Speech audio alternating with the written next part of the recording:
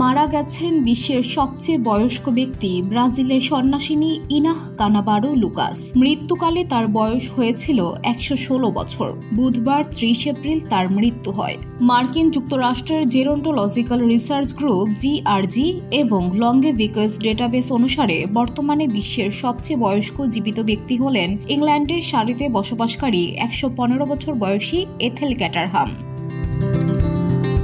১৯০৮ সালের ৮ জুন জন্মগ্রহণকারী কানাবারো জানুয়ারিতে জাপানের ১১৬ বছর বয়সী টোমিকো ইতোকার মৃত্যুর পর বিশ্বের সবচেয়ে বয়স্ক ব্যক্তি হন। পোর্তো আলাগ্রেতে ব্রাজিলের তেরেসিয়ান সিস্টার সংঘ এক বিবৃতিতে বুধবার কানাবারোর মৃত্যুর কথা ঘোষণা করে এবং তার নিবেদন ও নিষ্ঠার জন্য কৃতজ্ঞতা প্রকাশ করে। লংগেভিকাস একটি শোকবার্তা জানিয়েছে যে কানাবারো শৈশবে দুর্বল ছিলেন এবং অনেকেই সন্দেহ করতেন তিনি বেঁচে থাকবেন কিনা। তিনি ১৯৩৪ সালে ২৬ বছর বয়সে প্রথম ও দ্বিতীয় বিশ্বযুদ্ধের মধ্যবর্তী সময়ে সন্ন্যাসিনী হন।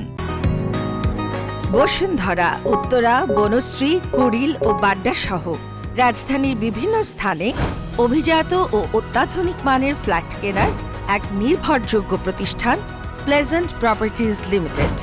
তাই আপনার স্বপ্নের আবাসনের জন্য আজই যোগাযোগ করুন। Pleasant Properties Limited, where destiny matures eventually.